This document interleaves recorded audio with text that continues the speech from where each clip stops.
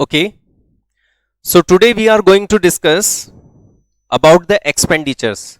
What do you mean by the expenditures? क्या होते हैं expenditures and what are the types of expenditures? So today we are going to discuss about the expenditures. What is the definition of expenditure and how many types of expenditures are there? Getting my point? Okay. So let's start with this. You can see at your screen expenditure, the definition of expenditure. Expenditure क्या चीज है? Expenditure is the amount paid. Expenditure का मतलब amount पे करना और liability incurred, अगर हमने पे नहीं किया तो पेमेंट करना बाकी है. एक्सपेंडिचर का सिंपली मीनिंग है कोई भी खर्चा. सिंपली स्पीकिंग क्या मतलब होता है एक्सपेंडिचर का? एक्सपेंडिचर का मतलब है कोई भी खर्चा जिसका या तो हमने पेमेंट कर दिया, अमाउंट पेड, और या फिर हमें पेमेंट करना उसका बाकी है, उसको हम एक्सपेंडिचर्स बोलेंगे. यानी किसी भी खर्चे को हम एक्सपेंडिचर बोलते हैं, चाहे से वो नगद हो और चाहे से वो उधार हो. Simple.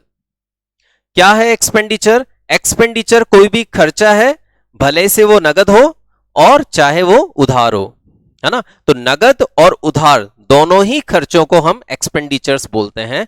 So in this definition you can see expenditure is the amount paid. Expenditure you can see at your screen, expenditure is the amount paid. amount paid का मतलब नगद खर्चा. ओके. और अगर हमने नगद खर्चा नहीं किया तो खर्चा उधार भी तो हो सकता है. जैसे हमने गुड्स खरीदा और उसको उधार खरीदा तो क्या हो गया? वो हमारे लिए एक लायबिलिटी बन गई क्योंकि हमें फ्यूचर में पेमेंट करना है उसका. तो एक्सपेंडिचर में दोनों चीजें आ जाती है. एक्सपेंडिचर के अंदर दोनों चीजें इंक्लूड है. एक्सपेंडिचर में नगद खर्चे भी आ जाते हैं और एक्सपेंडिचर में उधार खर्चे भी आ जाते हैं. अगर नगद खर्चा है तो इमीडिएटली हमने अमाउंट पे कर दिया, और अगर उधार खर्चा है तो we will have to pay this amount in the future. ठीक है. सो लायबिलिटी बन गई एक हमारे ऊपर, लायबिलिटी इनकर्ड हो गई, लायबिलिटी जनरेट हो गई. Okay. So what is the expenditure? Expenditure का मतलब कोई भी ऐसा अमाउंट जो हम खर्च कर चुके हैं, आई मीन टू से हम पे कर चुके हैं या फ्यूचर में हमें पे करना है. किस लिए? Due to purchase of goods or services. Wait. Due to purchase of goods or services and fixed asset. Due to purchase of goods and services and fixed asset. Okay. You can see here. Wait.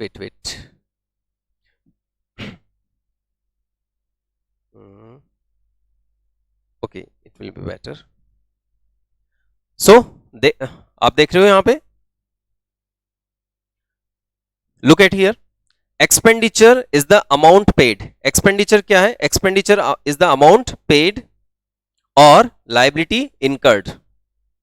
Expenditure is the amount paid और liability incurred due to, किस reason से? Purchase of goods और services and assets, है ना. भाई खर्चा किस लिए होता है? या तो बिजनेस में खर्चा क्यों होता है? या तो आपने गुड्स या सर्विसेज खरीदी होंगी कोई ना कोई, और या फिर आपने फिक्स्ड असेट खरीदी होंगी. तो बिजनेस में मेनली दो तरह के खर्चे होते हैं. मैं ये नहीं कह रहा हूं कि दो, पर बिजनेस में मेनली दो तरह के एक्सपेंडिचर्स होते हैं.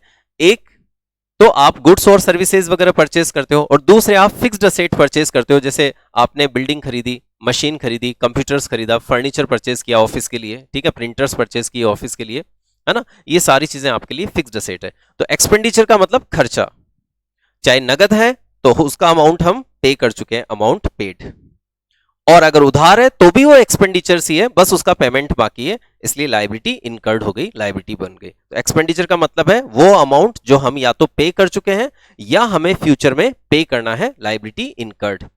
For what? Due to purchase of goods और services and assets. Due to purchase of goods and services and assets. Okay.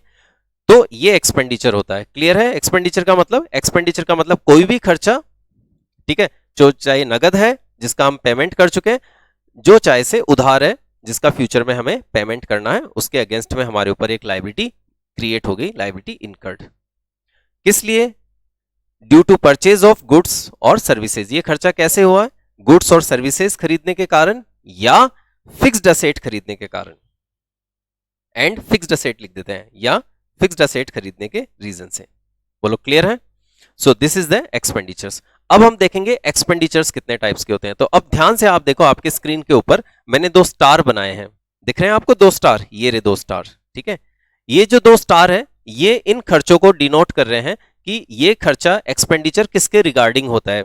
Expenditure होता है गुड्स और सर्विसेज के रिगार्डिंग, और एक्सपेंडिचर होता है फिक्स्ड एसेट के रिगार्डिंग। भाई खर्चा तो दोनों होता है, मैं अगर कंप्यूटर खरीदूंगा मेरे ऑफिस के लिए वो भी एक एक्सपेंडिचर है, और मैं गुड्स खरीदूंगा, ठीक है, मेरे बिजनेस में, वो भी एक एक्सपेंडिचर है ना। दोनों में क्या डिफरेंस है? दोनों में ये डिफरेंस है कि जो मैंने गुड्स खरीदी हैं वो मैं बार बार खरीदता हूं, क्यों? क्योंकि मुझे उनको सेल करना है ना। तो मैं बेचूंगा, गुड्स खत्म हो जाएंगे, फिर खरीदूंगा, फिर बेचूंगा, तो गुड्स में रेगुलर बेसिस पे खरीदता बेचता हूं, तो ये रेवेन्यू एक्सपेंडिचर है। ओके, और फिक्स्ड एसेट में बार बार नहीं खरीदूंगा, है ना। एक बार कंप्यूटर खरीद लिया, ठीक है, मेरे कई साल तक वो काम में आ जाएगा, है ना, तो वो कैपिटल एक्सपेंडिचर्स है। क्लियर है? सो एक्सपेंडिचर का मतलब कोई भी खर्चा जो गुड्स या, जल्दी बोलो, गुड्स या फिक्स्ड एसेट खरीदने के कारण हुआ है, चाहे से वो नगद है और चाहे से वो उधार है। सो expenditure is the amount paid और लाइबिलिटी इनकर्ड। क्या मतलब हुआ? कि जिसका हम या तो पेमेंट कर चुके हैं या जिसके अगेंस्ट में लाइबिलिटी बन चुकी है। तो expenditure is the amount paid और liability incurred due to purchase of goods और services and fixed asset. Okay, तो ये चीज है एक्सपेंडिचर। अब यहां पर ही हम देख लेते हैं कि एक्सपेंडिचर्स को हम कैसे कैटेगराइज कर सकते हैं, फटाफट से देखते हैं। देखो, हम एक्सपेंडिचर्स कितने टाइप्स के होते हैं? तो एक्सपेंडिचर बेसिकली 2 टाइप्स के होते हैं। Let's see, wait, expenditures, okay, दिख रहा है आपको अच्छे से? जो एक्सपेंडिचर्स हैं आपके वो 2 टाइप्स के हैं। पहला रेवेन्यू एक्सपेंडिचर और दूसरा कैपिटल एक्सपेंडिचर। फर्स्ट है revenue expenditure, revenue expenditure, and the second is capital expenditure. Revenue expenditure and capital expenditure. Now the topic is, what do you mean by the revenue expenditure? What are the examples of revenue expenditure? What do you mean by the capital expenditure? What are the examples of capital expenditure? So let's see. What is the revenue expenditure? Revenue expenditure means R for revenue. Try to understand. R for revenue or R for regular. R for revenue और R for regular. यानी revenue expenditure regular होने वाले expenditure हैं। Simply एकदम बिल्कुल correct इसको learn करने का तरीका है। R for revenue expenditure. Revenue किस स्पेलिंग किससे स्टार्ट हो रही है? It starts from the R. So R for revenue expenditure and R for regular expenditure. Revenue expenditure regular expenditures होते हैं जो बिजनेस में बार बार होते हैं, फ्रीक्वेंटली होते हैं। वो एक्सपेंडिचर्स जो बिजनेस में रेगुलर होते हैं, बार बार होते हैं, रिपीटेबल होते हैं, इन एक्सपेंडिचर्स को हम रेवेन्यू एक्सपेंडिचर्स कहते हैं। Getting my point? What are the revenue expenditures? Revenue expenditures are those expenditures which are incurred. Incurred means होना, किसी भी खर्चा जब कोई होता है तो उसको इनकर्ड वर्ड यूज करते हैं अपन। तो revenue expenditures are those expenditures which are incurred for operating the business on regular basis. I repeat, revenue expenditures are those expenditures which are incurred in the business on regular basis. जो business में regularly होते हैं, frequently होते हैं, repeatedly होते हैं, ऐसे expenditures को रेवेन्यू एक्सपेंडिचर्स बोलते हैं। फॉर एग्जांपल, ये इलेक्ट्रिसिटी का जो बिल है, इलेक्ट्रिसिटी चार्जेस है, हमारा बिजनेस बार बार पे करता है, इसलिए रेवेन्यू एक्सपेंडिचर है। वाटर एक्सपेंसेज हैं, जैसे पानी का कैन वगैरह, वाटर कैन वगैरह आता है, ठीक है, तो वो खर्चा भी हमारे बिजनेस में बार बार होता है, हर महीने होता है, उसको हम रेवेन्यू एक्सपेंडिचर्स बोलेंगे। गुड्स भी हम बार बार परचेस करते हैं, ये भी एक रेवेन्यू एक्सपेंडिचर है, ठीक है। एम्प्लॉइज को सैलरी हम हर मंथ देते हैं, तो ये भी रिपीट होता है बार बार, ये भी एक रेवेन्यू एक्सपेंडिचर्स है। क्लियर है? बिजनेस में के अंदर क्लीनिंग का एक्सपेंस है, साफ सफाई का खर्चा बार बार होता है, हर महीने हमें सैलरी वगैरह देनी पड़ती है, वो भी रेवेन्यू एक्सपेंडिचर है। हमारी कोई मैन्युफैक्चरिंग कंपनी, तो मजदूरों को हम जो वेजेस देते हैं वो भी एक रेवेन्यू एक्सपेंडिचर है, क्योंकि वो बार बार होता है। इसी तरह से इंश्योरेंस भी हम हमारे बिजनेस में हर साल कराते हैं, लेकिन इस साल कराएंगे वो वापस रिपीट होगा, फिर अगले साल कराएंगे, फिर उससे अगले साल कराएंगे, वो भी एक रेवेन्यू एक्सपेंडिचर है।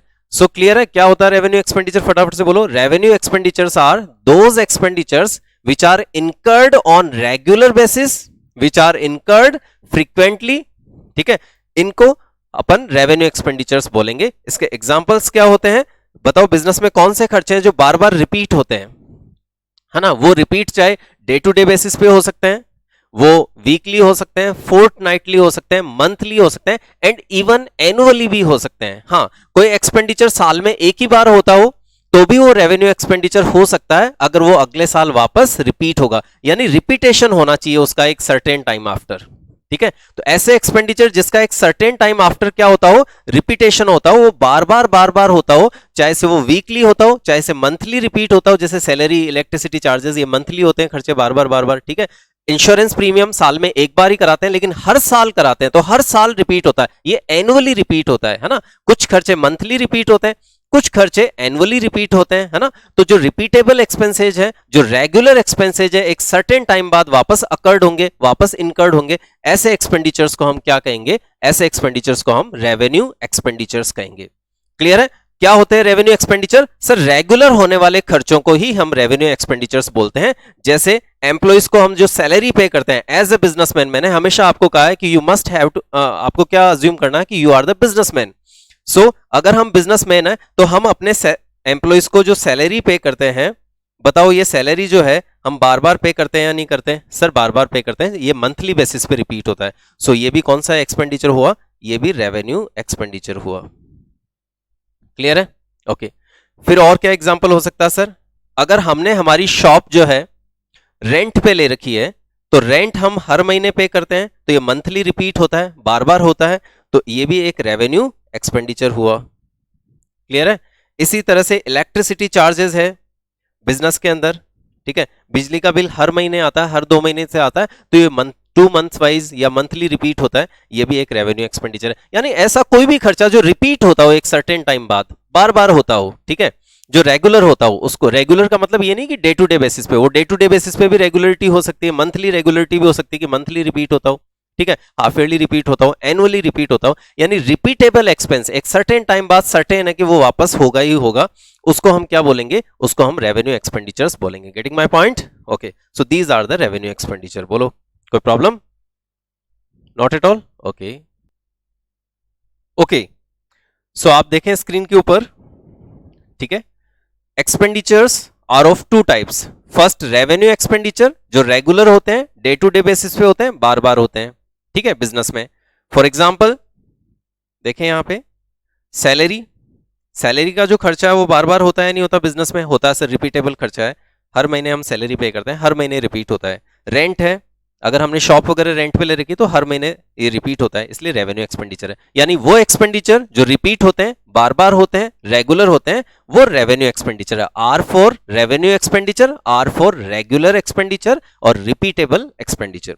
ओके, इलेक्ट्रिसिटी चार्जेस है ना, बिजली का बिल हम बार बार चुकाते हैं, ये भी एक रेवेन्यू एक्सपेंडिचर है। वाटर एक्सपेंसेज हम बार बार पे करते हैं बिजनेस में, ये भी एक रेवेन्यू एक्सपेंडिचर है। स्टेशनरी का खर्चा, हम जो कंप्यूटराइज्ड बिल जनरेट करते हैं उसके लिए जो पेपर रोल वगैरह लगते हैं, ठीक है, हमें हिसाब किताब लिखने के लिए पेन, पेंसिल, कागज, डायरीज वगैरह जो चाहिए, वो स्टेशनरी का खर्चा भी बिजनेस में रेगुलर होता है, वो रेवेन्यू एक्सपेंडिचर है। इंश्योरेंस प्रीमियम, यहां ध्यान से समझो, इंश्योरेंस प्रीमियम हम एनुअली पे करते हैं, बट ये एनुअली रिपीट होता है, यानी इस साल रिपीट होगा, उससे नेक्स्ट ईयर भी ये वापस से रिपीट होगा। सो ये कौन सा हो गया? इंश्योरेंस प्रीमियम वाला एक्सपेंडिचर, ये भी हमारा रेवेन्यू एक्सपेंडिचर है। Getting my point? Okay. Depreciation, अब देखो डेप्रिसिएशन हम साल में एक बार लगाते हैं, ईयर के एंड में फिक्स्ड असेट पे हम चार्ज करते हैं डेप्रिसिएशन, ठीक है, तो लेकिन ये हर साल होता है, इस साल भी हमने डेप्रिसिएशन चार्ज किया, अगले साल भी करेंगे, उससे अगले साल भी करेंगे, and so on. So it is also a repeatable expense, that's why depreciation is a revenue expenditure.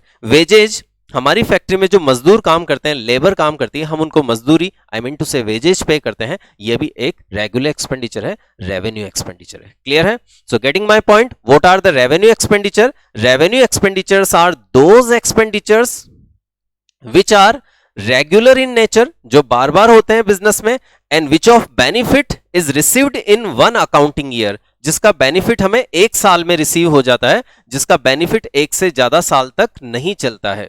Okay, revenue expenditure का एक स्पेशल फीचर क्या है? एक तो ये रिपीटेबल होते हैं, सेकंड, इनका बेनिफिट हमें 1 साल से ज्यादा नहीं मिलता है। सर क्या मतलब है 1 साल से ज्यादा नहीं मिलता है इनका बेनिफिट? देखो, इस साल अगर मैंने बिजली का बिल मान लो 60,000 रुपीज पे किया, 60,000 रुपए मैंने बिजली का बिल पे किया, तो क्या अगले साल मुझे पे नहीं करना वापस बिजली का बिल? सर पे करना पड़ेगा। क्यों? क्योंकि जो आपने इस साल बिजली पे खर्चा किया है, अगर आपको अगले साल वापस सर्विसेज लेनी है तो वापस से आपको इलेक्ट्रिसिटी चार्जेस पे करने पड़ेंगे। मैंने अपने एम्प्लॉयज को इस साल 5 लाख रुपीस की सैलरी पे करी। मान लो मेरे यहाँ शॉप पे सेल्समैन काम करते हैं और भी लड़के काम करते हैं, उनको मैं सैलरी पे करता हूं। इस साल टोटल मिला के मैंने 5 लाख रुपीस की सैलरी उनको पे करी। क्या अगले साल मुझे वापस पे करना पड़ेगा? बिल्कुल पे करना पड़ेगा सर। अगर आपको उनकी सर्विसेज चाहिए तो आपको अगेन ये खर्चा वापस पे करना पड़ेगा। क्लियर है या नहीं? सो रेवेन्यू एक्सपेंडिचर्स बार बार क्यों होते हैं? क्योंकि इस साल हमने जितना पैसा इन पे खर्च करा, ठीक है, उसका बेनिफिट हमें इसी साल मिलेगा। अगले साल अगर वापस से बेनिफिट लेना है तो वापस से हमें पैसा पे करना पड़ेगा। जैसे बिजली का बिल इस साल चुकाया तो उसका फायदा आपको इस साल मिल गया, अगले साल नहीं मिलेगा। अगले साल वापस आपको इलेक्ट्रिसिटी कंज्यूम करनी है तो फिर से आपको इलेक्ट्रिसिटी बिल पे करना है। ठीक है, इस साल आपने जो सैलरी पे करी उसका बेनिफिट आपको इस साल मिल गया, अगले साल उसका बेनिफिट नहीं मिलेगा। अगर अगले साल आपको वापस से एम्प्लॉयज की सर्विसेज चाहिए, आपको वापस से एम्प्लॉय को सैलरी पे करनी पड़ेगी। ठीक है, इस साल जो आपने वाटर एक्सपेंसेज का पेमेंट किया उसका बेनिफिट आपको इसी साल मिलेगा, नेक्स्ट ईयर ये नहीं जाएगा। नेक्स्ट ईयर अगर आपको वापस से जो भी है फैसिलिटीज चाहिए तो वापस से आपको ये पेमेंट करना पड़ेगा। तो रेवेन्यू एक्सपेंडिचर क्या होते हैं? Basically revenue expenditures repeatable nature के होते हैं, ये बार बार होते हैं। क्यों होते हैं बार बार? क्योंकि इनका बेनिफिट 1 साल से ज्यादा नहीं जाता है ना। The benefit of revenue expenditure will not go beyond an accounting period, और we can say benefit of revenue expenditure will not go beyond more than 1 year. Okay, that's it. Okay, तो हम देख रहे थे कि रेवेन्यू एक्सपेंडिचर्स का benefit हमें कितने साल तक मिलता है। तो ये जो पॉइंट बना है कि इसका बेनिफिट कितने साल तक मिलता है, ये पॉइंट बना है कैपिटल एक्सपेंडिचर से इसको डिस्टिंग्विश करने के लिए। क्या मतलब है सर? क्योंकि कैपिटल एक्सपेंडिचर्स जो होते हैं ना, उनका बेनिफिट हमें कई साल तक मिलता है। जैसे कैपिटल एक्सपेंडिचर का मतलब होता है फिक्स्ड असेट परचेज करने का एक्सपेंडिचर। हाँ, लिटरली अगर बताऊं तो एग्जैक्टली कैपिटल एक्सपेंडिचर का मतलब है फिक्स्ड असेट परचेज करने से रिलेटेड एक्सपेंडिचर, शॉर्ट में। ठीक है, अब जैसे मैंने मशीन खरीदी इस साल, मान लो मैंने 50 लाख रुपीस की मशीन खरीदी, ये एक्सपेंडिचर इस साल हुआ। अब ये एक्सपेंडिचर अगले साल नहीं होगा। क्यों नहीं होगा? क्योंकि सर जरूरत ही नहीं है। क्यों जरूरत नहीं है? क्योंकि मशीन आपने एक बार खरीद ली, अब ये कम से कम आपके 15-20 साल तक चल जाएगी, तो आपको दोबारा खरीदने की जरूरत ही नहीं है। क्यों खरीदोगे? जब इसका बेनिफिट आपको कई साल तक मिल रहा है, मशीन कई साल तक चल रही है, तो दोबारा क्यों खरीदोगे आप? है ना, जरूरत ही नहीं है ना। जैसे कंप्यूटर मैंने इस साल परचेज किया, कंप्यूटर एक फिक्स्ड असेट है, मैंने अकाउंटिंग वर्क के लिए कंप्यूटर परचेज किया अपने ऑफिस के लिए। ठीक है, अब अगले साल इस पे वापस खर्चा क्यों नहीं होगा? क्योंकि जरूरत नहीं है सर, नीड नहीं है। क्यों? क्योंकि इसका बेनिफिट आगे कई साल तक चला जाएगा। तो कहने का मतलब यह है कि कैपिटल एक्सपेंडिचर का खर्चा एक बार हो जाता है, लेकिन उसका बेनिफिट कई साल तक हमें मिलता रहता है, इसलिए उस खर्चे को दोबारा करने की जरूरत हमें तब तक नहीं है जब तक कि उसका बेनिफिट कई साल तक हमें मिल रहा है। इसलिए वो रेगुलर नहीं होता है, रिपीटेबल नहीं होता है। होता जरूर है 10, 15, 20, 25 साल बाद जब मशीन खराब हो जाएगी दोबारा खरीदेंगे, लेकिन फ्रीक्वेंटली बार बार नहीं होता है। क्यों? क्योंकि वो खर्चा एक बार हो जाता है, कैपिटल एक्सपेंडिचर फिक्स्ड असेट खरीदने का खर्चा एक बार हो जाता है, लेकिन उसका बेनिफिट हमें कई साल तक लगातार मिलता रहता है, इसलिए उसको दोबारा करने की जरूरत नहीं होती है। जबकि रेवेन्यू एक्सपेंडिचर में क्या होता है कि मैंने इस साल जितना बिजली का बिल चुकाया है, जैसे मैंने इस साल बिजली का बिल मान लो 60,000 रुपए का बिजली का बिल चुकाया, तो इसका बेनिफिट जितना खर्चा मैंने बिजली के ऊपर इस साल किया है, ठीक है, इलेक्ट्रिसिटी चार्जेस के लिए, उसका कोई बेनिफिट मुझे अगले साल नहीं मिलने वाला। क्यों नहीं मिलने वाला? अगले साल अगर मुझे वापस से इलेक्ट्रिसिटी की सर्विसेज चाहिए, वापस से इलेक्ट्रिसिटी कंज्यूम करनी है, तो मुझे वापस से बिल पे करना पड़ेगा। मेरे एम्प्लॉयज को जो मैंने सैलरी पे करी है, सैलरी भी एक खर्चा है, वो मान लो मैंने 5 लाख रुपीस का पेमेंट किया, ठीक है, तो क्या इसका कोई बेनिफिट अगले साल मिलेगा? नहीं सर, अगले साल एम्प्लॉय तभी काम करेंगे जब वापस आप उनको अगले साल सैलरी पे करोगे। यानी इस साल जितना हमने रेवेन्यू एक्सपेंडिचर पे खर्च किया है उसका बेनिफिट इसी साल मिल चुका, उसका कोई बेनिफिट आपको अगले साल नहीं मिलेगा। अगर अगले साल वापस से आपको कोई बेनिफिट चाहिए रेवेन्यू एक्सपेंडिचर का, तो वो खर्चा आपको दोबारा करना पड़ेगा। अब समझ में आ गया? जबकि कैपिटल एक्सपेंडिचर में ऐसा नहीं होता कि जैसे मैंने एक बार एसी परचेज कर लिया, अब एयर कंडीशनर मैंने एक बार परचेज कर लिया, तो उसका मान लो 10 साल तक वो चलेगा, तो खर्चा एक बार हुआ लेकिन बेनिफिट मुझे अगले 10 साल तक मिल रहा, तो मैं दोबारा क्यों उसको पैसे खर्च करूंगा, दोबारा क्यों खरीदूंगा? मैं जरूरत ही नहीं है। ठीक है, लेकिन सैलरी मुझे वापस अगले साल भी चुकानी पड़ेगी, इलेक्ट्रिसिटी चार्जेस मुझे अगले साल भी चुकाना पड़ेगा। क्यों? क्योंकि इस साल जितना खर्चा किया, हम एम्प्लॉइज को ये थोड़ी कह सकते हैं कि अभी पिछले साल ही तो सैलरी दी थी, ठीक है, अब वापस इस साल सैलरी देने की क्या जरूरत है? नहीं भाई, देनी पड़ेगी वो तो। ये रेवेन्यू एक्सपेंडिचर में यही डिफरेंस है कि रेवेन्यू एक्सपेंडिचर का बेनिफिट एक साल तक मिलता है, इस साल आपने जितना पेमेंट किया उसका बेनिफिट इसी साल आपको रिसीव्ड हो गया, अगले साल उसका कोई बेनिफिट नहीं मिलेगा। अगले साल अगर बेनिफिट चाहिए तो वापस से आप एक्सपेंडिचर करोगे, ठीक है। जबकि कैपिटल एक्सपेंडिचर में जो भी हमने मशीनों के खरीदने पे, कंप्यूटर के परचेज करने पे, किसी भी फिक्स्ड असेट को परचेज करने पे जो भी खर्चा किया है उसका बेनिफिट हमें अगले कई आने वाले सालों तक मिलता रहेगा, नेक्स्ट ईयर्स तक मिलता रहेगा, इसलिए उनको दोबारा करने की जरूरत नहीं है। इसलिए वो इर्रेगुलर नेचर के हैं, नॉन रेकरिंग नेचर के हैं। जबकि रेवेन्यू एक्सपेंडिचर रेकरिंग नेचर के हैं, बार बार होते हैं, रेगुलर होते हैं, फ्रीक्वेंटली होते हैं, रीअकर होते हैं, इसलिए रेकरिंग नेचर के हैं। क्लियर? ओके, देखते हैं और।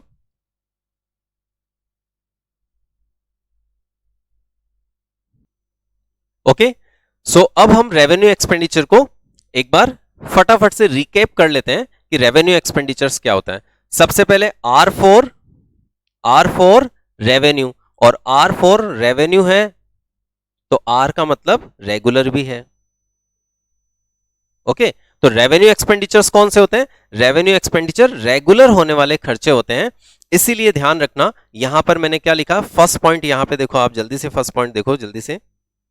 ये मैंने लिखा है कि रेवेन्यू एक्सपेंडिचर रेगुलर होते हैं। रेवेन्यू एक्सपेंडिचर कैसे होते हैं? रेगुलर होते हैं, रेगुलर या recurring in nature. Okay, so always do remember, if someone ask you कि what is the nature of revenue expenditure, तो revenue expenditure are regular in nature और रेकरिंग इन नेचर। आप कुछ भी बोल सकते हो, रेकरिंग मतलब रीअकर, बार बार होना, तो revenue expenditures are regular in nature और recurring in nature. Okay, benefit कब तक रिसीव होता है? सर रेवेन्यू एक्सपेंडिचर्स का बेनिफिट हमें एक साल तक मिलता है, उससे आगे नहीं मिल सकता। जैसे इस साल हमने हमारे बिजनेस का, हमारी फैक्ट्री का जितना बिजली का बिल चुकाया है, ठीक है, उसका बेनिफिट इसी साल मिलेगा। अगले साल हम ये नहीं कह सकते इलेक्ट्रिसिटी डिपार्टमेंट वालों को कि पिछले साल ही तो बिल चुकाया था, इस साल काय की जरूरत है ना। अगले साल और आपको इलेक्ट्रिसिटी कंज्यूम करनी है तो इलेक्ट्रिसिटी चार्जेस वापस से पे करना पड़ेगा।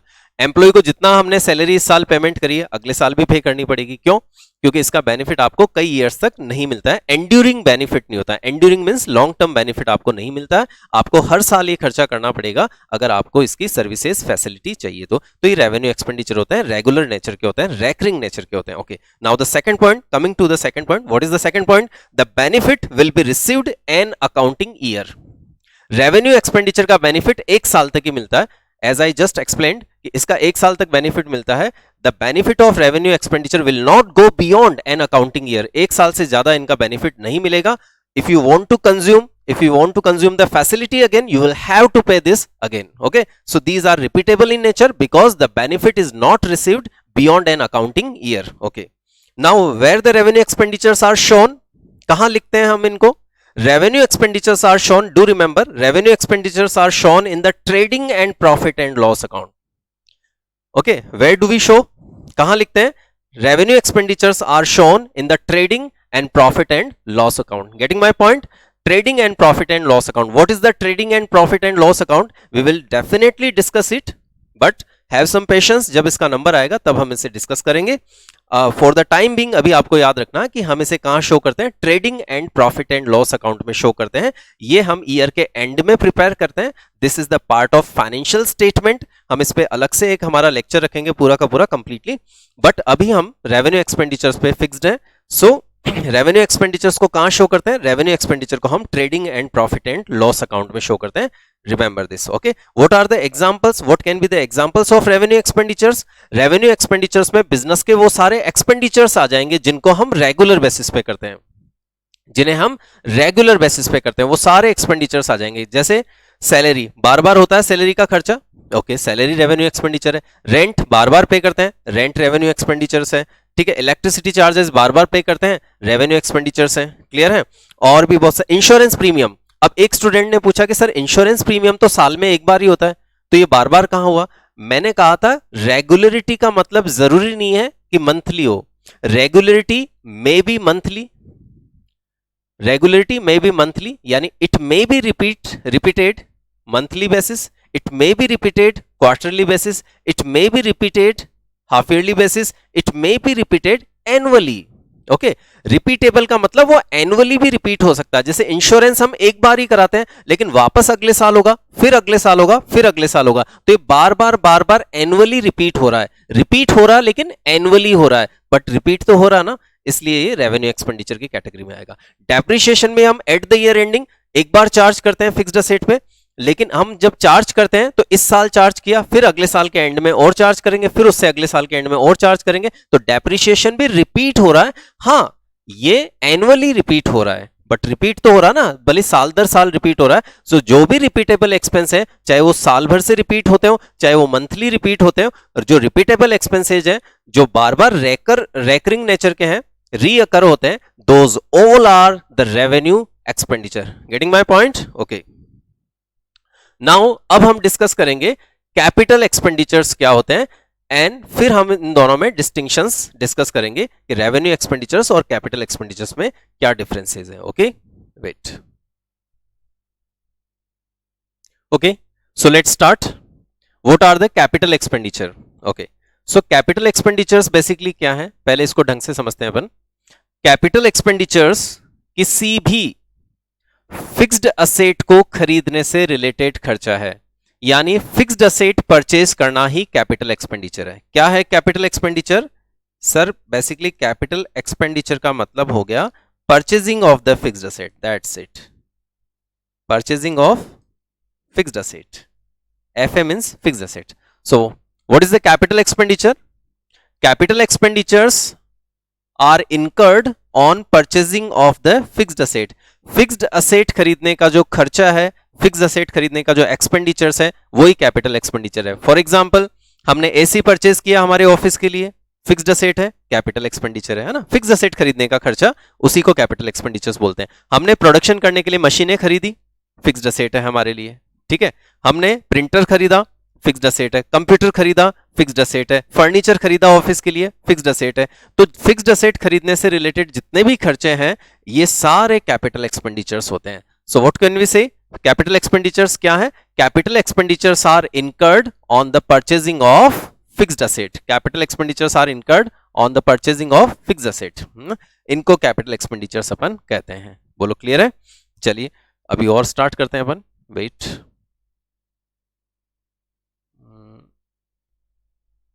Okay, you can see at your screen, हम डिस्कस कर रहे थे कैपिटल एक्सपेंडिचर्स को। कैपिटल एक्सपेंडिचर्स क्या होते हैं? ये जो आपके सामने स्क्रीन पे दिख रहा है, ये सारे कैपिटल एक्सपेंडिचर्स हैं। कैसे? एक बिजनेस करने के लिए हमें फिक्स्ड असेट की रिक्वायरमेंट होती है या नहीं होती? Yes sir, we must need the fixed assets for doing the business. Every business needs this. Okay, so एक बिजनेस करने के लिए हमें फैक्ट्री बिल्डिंग भी चाहिए या शॉप चाहिए। Okay, wait wait wait wait wait a second.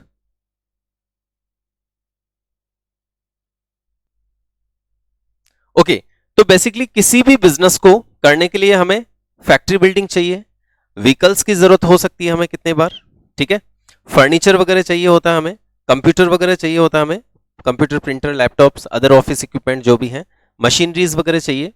तो किसी भी बिजनेस के लिए ये एक तरह से नेसेसरी असेट्स हैं।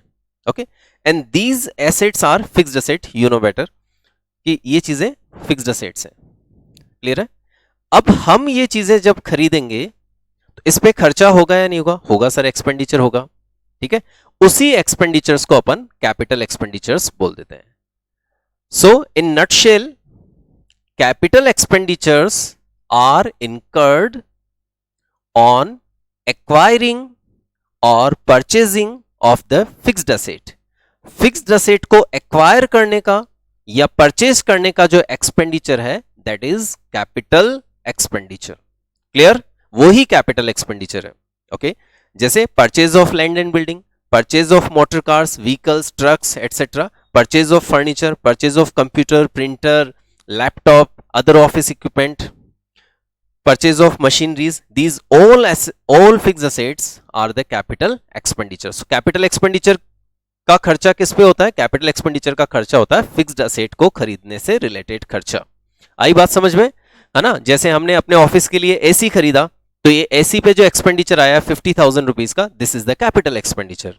ठीक है, हमने कंप्यूटर परचेज किया है बिजनेस पर्पस से, ये जो एक्सपेंडिचर हुआ है कैपिटल एक्सपेंडिचर है। हमने बिजनेस के लिए मशीनें खरीदी है, कैपिटल एक्सपेंडिचर है। हमने बिजनेस के लिए फैक्ट्री बिल्डिंग बनवाई है, कैपिटल एक्सपेंडिचर है। ठीक है, हमने बिजनेस के लिए, हमने ऑफिस के लिए फर्नीचर परचेज किया है, कैपिटल एक्सपेंडिचर है। यानी किसी भी फिक्स्ड असेट से रिलेटेड जो खर्चा है, फिक्स्ड असेट को परचेज करने से रिलेटेड, वो कैपिटल एक्सपेंडिचर्स है। क्लियर है अच्छे से? So capital expenditures are incurred on the purchasing of fixed asset. Clear? Getting my point? Okay. Wait. Okay. Now you can see the definition of capital expenditure. What have I written here? Capital expenditures are incurred. Capital expenditure किस पर होते हैं? Capital expenditures are incurred on the purchasing of fixed asset. Capital expenditure fixed asset को खरीदने से related खर्चे हैं on the purchasing of fixed assets. है ना? For example, we purchase the land and building, we purchase the machineries, we purchase the furniture fixtures. ये सारे जो हैं खर्चे, वो these all are the capital expenditures. Getting my point? These all are the capital expenditures. Wait. अब क्या sir, सिर्फ इसको परचेज करने का जो खर्चा है वही कैपिटल एक्सपेंडिचर होता है क्या? इसके अलावा कोई दूसरा खर्चा कैपिटल एक्सपेंडिचर नहीं होता? Now try to understand. Actually capital expenditure is a broader term. इसमें फिक्स्ड असेट को खरीदने का खर्चा तो इंक्लूड है ही है, it also include other expenses also. कौन से अदर एक्सपेंसेज? कैपिटल एक्सपेंडिचर्स के अंदर कौन कौन से एक्सपेंडिचर्स इंक्लूड होते हैं? Now I am going to tell you. Capital expenditures के अंदर फिक्स्ड असेट को परचेज करने से रिलेटेड एक्सपेंडिचर्स, उस फिक्स्ड असेट को परचेजिंग प्लेस से लेकर अपने ट्रेडिंग प्लेस तक, अपनी फैक्ट्री तक लाने के खर्चे भी कैपिटल एक्सपेंडिचर्स ही होते हैं। Yes, do remember. ठीक है, capital expenditure is a broader term, it includes the purchasing of fixed asset, the purchase price of fixed asset, capital expenditure.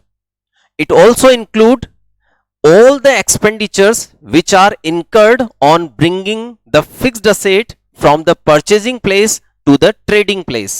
उसको खरीदने से लेकर अपनी कंपनी तक, अपनी फैक्ट्री तक लाने के जो खर्चे हैं वो भी कैपिटल एक्सपेंडिचर्स ही होते हैं। ठीक है, जैसे फॉर एग्जांपल हमने कोई मशीनरी मुंबई से परचेज करी है, अब मुंबई से हम यहां अजमेर तक या किशनगढ़ तक उस मशीन को लेकर आएंगे, तो उसके ट्रांसपोर्टेशन का जो एक्सपेंडिचर्स है वो भी कैपिटल एक्सपेंडिचर्स ही होगा। यानी किसी भी फिक्स्ड असेट को खरीदने से रिलेटेड खर्चा प्लस उसको खरीदने से लेकर अपनी फैक्ट्री तक लाने के लिए जो खर्चा हुआ है वो भी कैपिटल एक्सपेंडिचर्स ही है। क्लियर है? उसके बाद उसको फर्स्ट टाइम स्टार्ट करने से रिलेटेड जो भी एक्सपेंडिचर्स होते हैं वो भी कैपिटल एक्सपेंडिचर है। कैसे? फर्स्ट टाइम स्टार्ट करने के लिए हमें मशीन को बहुत सी बार इंस्टॉल करना पड़ेगा, उसके लिए प्लेटफॉर्म बनाना पड़ेगा, उस पर उसका इंस्टॉलेशन होगा, और वो इंस्टॉलेशन के लिए हो सकता है हमें किसी इंजीनियर की या किसी टेक्नीशियन की हेल्प की जरूरत पड़े, हमें उसको भी कुछ रेम्यूनरेशन या कुछ चार्जेस पे करने पड़ेंगे, वो भी कैपिटल एक्सपेंडिचर से है। तो फाइनली हम कह सकते हैं कि कैपिटल एक्सपेंडिचर क्या है, इसको एक बेस्ट एग्जांपल से अपन समझ सकते हैं कि किसी भी फिक्स्ड असेट को, फिक्स्ड असेट यहां पे हम अगर मशीन ले लेंगे तो example will be better example हो जाएगा। तो हम एक एग्जांपल ले लेते हैं कि एक मशीन हमने खरीदी है फिक्स्ड असेट के तौर पे, उस मशीन को खरीदने से लेकर, ठीक है, उसको पहली बार चलाने तक के जितने भी खर्चे होंगे, खरीदने से लेकर चलाने के बीच में, फर्स्ट टाइम उसको स्टार्ट करने से रिलेटेड इन बिटवीन जितने भी एक्सपेंडिचर्स होंगे वो सारे के सारे कैपिटल एक्सपेंडिचर्स होंगे। ठीक है, जैसे फॉर एग्जांपल हमने एक मशीन को, अपन एक बेस्ट एग्जांपल लेते हैं और फिर से अपन आगे समझते हैं। ठीक है, एक सेकंड रुको। ओके, तो हम डिस्कस कर रहे थे कि एक एग्जांपल लेते हैं, उस एग्जांपल में सारे कैपिटल एक्सपेंडिचर्स कवर हो जाएंगे। And the best example is, let us assume we purchased a machinery from the USA, United States of America. हमने एक मशीन एडवांस टेक्नोलॉजी की यूएसए से परचेज करी है। कहां से परचेज की है? यूनाइटेड स्टेट्स ऑफ अमेरिका से हमने उसको परचेज किया है। क्लियर? यूएसए से हमने उसको परचेज किया है। वेट, सो हमने मशीन कहां से परचेज करी? हमने मशीन यूएसए से परचेज की है। ठीक है, कहां से परचेज करी? यूनाइटेड स्टेट्स ऑफ अमेरिका से हमने वो मशीन परचेज करी। ठीक है, अब जब हम उस मशीन को परचेज करेंगे तो उससे रिलेटेड कई सारे एक्सपेंडिचर्स होने हैं। आ रही मेरी बात समझ में? नहीं आ रही? ठीक है, अब ये सारे कैपिटल एक्सपेंडिचर्स होंगे जो उस मशीन के खरीदने से लेकर उसको पहली बार स्टार्ट करने के इन बिटवीन होंगे। यानी किसी भी मशीन को खरीदने से लेकर उसको पहली बार चलाने के बीच तक जितने भी एक्सपेंडिचर होते हैं, उसको फर्स्ट टाइम परचेज करने से लेकर फर्स्ट टाइम स्टार्ट करने तक जितने भी एक्सपेंडिचर्स होते हैं, वो सारे के सारे कैपिटल एक्सपेंडिचर्स होंगे, चाहे वो किसी से भी रिलेटेड हो। So let's take an example. Okay, let's assume we have purchased a machinery from the United States of America. तो सबसे पहला खर्चा क्या हुआ कि हमें यूएसए का टूर करना पड़ा, हमें यूएसए जाना पड़ा। ठीक है, तो यूएसए जाने का जो खर्चा है वो किस लिए हुआ है? वो मशीन खरीदने से ही रिलेटेड है। ठीक है, वो इंसिडेंटल है। इट इज इंसिडेंटल का मतलब it is compulsory, it is mandatory, it is associated to the purchase of machinery. Okay, तो हमें सबसे पहले क्या करना पड़ा? मशीन अगर हमने यूएसए से खरीदी है तो हमें यूएसए का टूर करना पड़ा और उस पर कुछ खर्चा हुआ। तो ये जो यूएसए का टूर एक्सपेंसेज है, ठीक है, जो 2 लाख रुपीज है, ये कैपिटल एक्सपेंडिचर है। बिल्कुल ओके। फिर हमने उस मशीन को परचेज करा, तो मशीन का परचेज प्राइस जो है, इस मशीन का purchase price let's assume 80 lakh rupees है, तो ये कैपिटल एक्सपेंडिचर है। ओके, फिर मशीन खरीद ली। अब मशीन पहली बार, मशीन को खरीदने से लेकर, ये हमारी कंपनी है, यहां पहली बार चलाने तक के जितने भी खर्चे होंगे, तो मशीन खरीद ली। खरीदते वक्त सबसे पहला खर्चा क्या हुआ? सर यूएसए का टूर करना पड़ा, तो ये कैपिटल एक्सपेंडिचर है। दूसरा खर्चा क्या हुआ कि उस मशीन को परचेज करना पड़ा, तो परचेज प्राइस है जैसे 80 लाख रुपीज, ये एक कैपिटल एक्सपेंडिचर है। फिर उस मशीन को यहां तक पहली बार चलाने के लिए क्या जरूरी है? लाना जरूरी है। तो हम कैसे लाएंगे उसको? शिप के थ्रू लाएंगे, और शिप को हमें क्या पे करना पड़ेगा? फ्रेट पे करना पड़ेगा। फ्रेट, जो शिप का चार्जेस होता है, फ्रेट चार्जेस, है ना, तो हमें फ्रेट पे करना पड़ेगा, और we can say transportation charges pay करने का पड़ेगा। ये भी कैपिटल एक्सपेंडिचर है। यानी कि मशीन को खरीदने से लेकर उसे पहली बार चालू करने से रिलेटेड जितने भी खर्चे होंगे इन बिटवीन, वो सारे कैपिटल एक्सपेंडिचर्स होंगे। जैसे ही मशीन खरीदने के लिए ये कंपलसरी है कि हमें यूएसए जाना पड़ा, नहीं तो मशीन कैसे खरीदते, तो ये टूर एक्सपेंसेज भी कैपिटल एक्सपेंडिचर होगा। फिर उसके बाद हमने मशीन को खरीदा 80 लाख रुपीज में, ये कैपिटल एक्सपेंडिचर है। फिर उसके बाद जब उसे लाए हम यहाँ पर, जैसे यहाँ किशनगढ़ में लेके आए, तो यहां तक लाने के लिए हमें क्या करना पड़ा? यूएसए से मशीन को किशनगढ़ तक लाने के लिए हमें जो है शिप की जरूरत पड़ी। भाई शिप से ही तो आएगा, और कैसे आएगी इतनी हैवी मशीन? ठीक है, तो उसके फ्रेट चार्जेस, ट्रांसपोर्टेशन चार्जेस, ये कैपिटल एक्सपेंडिचर है। फिर वो जब हार्बर पे आ गई, कहां पर आ गई? हमारे यहाँ किसी भी हार्बर के ऊपर आ गई, बंदरगाह पे आ गई, तो वहां पर हमें कस्टम ड्यूटी पे करनी पड़ेगी, वो भी कैपिटल एक्सपेंडिचर है। क्योंकि मशीन को खरीदने के से लेकर पहली बार चलाने तक के जितने भी खर्चे होंगे इन बिटवीन, अगर हम कस्टम ड्यूटी पे नहीं करेंगे तो मशीन हमारी फैक्ट्री तक नहीं आ पाएगी और ना ही चालू हो पाएगी। ठीक है, तो कस्टम ड्यूटी भी क्या है? Capital expenditure. मैं इधर लिख देता हूं, तो custom duty on the purchase of fixed asset, ठीक है, ये कैपिटल एक्सपेंडिचर है। क्लियर है? फिर जैसे कस्टम ड्यूटी हमने पे कर दी, तो वहां पे कुछ अलग छोटे मोटे और भी चार्जेस होते हैं, कोई छोटी मोटी रसीदें वहां पे कटती है हार्बर पे, उनको हम बोलते थे क्लियरिंग चार्जेस। क्या बोल देते हैं? Other clearing charges. कुछ छोटे मोटे और कोई खर्चे, डॉक चार्जेस वगैरह हैं, ऐसे कोई क्लियरिंग चार्जेस, है ना, तो हमने वो क्लियरिंग चार्जेस पे करे,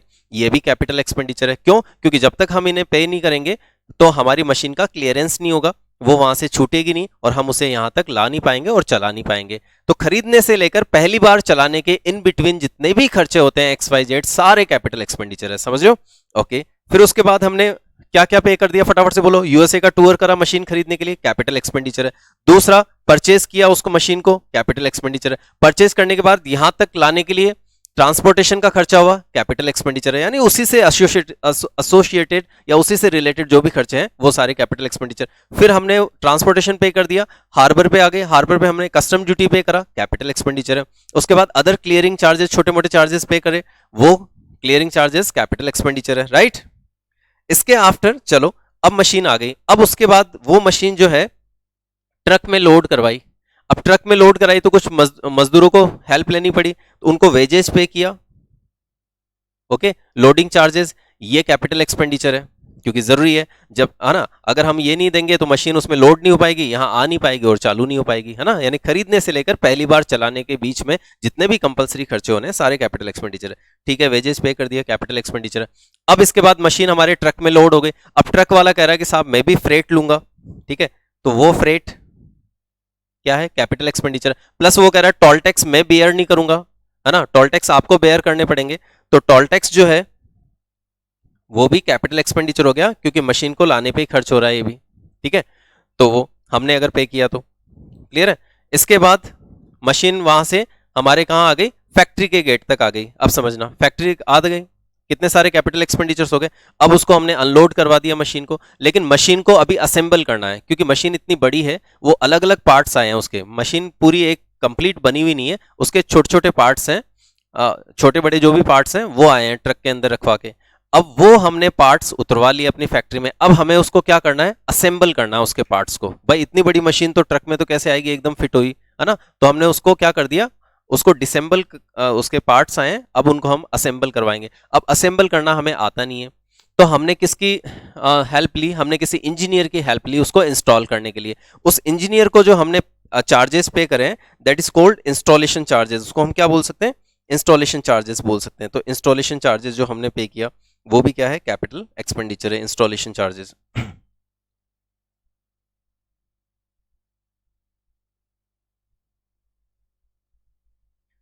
ठीक है, ये भी कैपिटल एक्सपेंडिचर है। फिर इसके बाद सुनते जाना, ये बहुत इंपॉर्टेंट टॉपिक है ना, इंस्टॉलेशन चार्जेस हमने पे कर दिया। अब इंस्टॉल हो गई मशीन, इसके बाद बहुत सी बार ऐसा होता है कि मशीन को जब हम चलाते हैं तो ट्रायल रन भी लेना पड़ता है।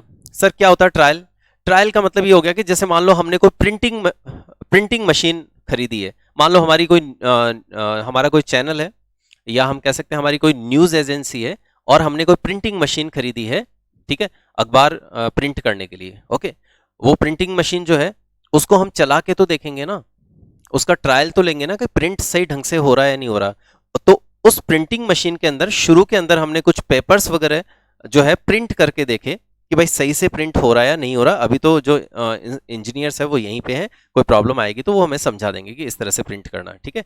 तो वो जो ट्रायल रन के ऊपर जो खर्चा हुआ है, ठीक है, वो भी कैपिटल एक्सपेंडिचर्स ही मानते हैं, ध्यान रखना इसको, ठीक है।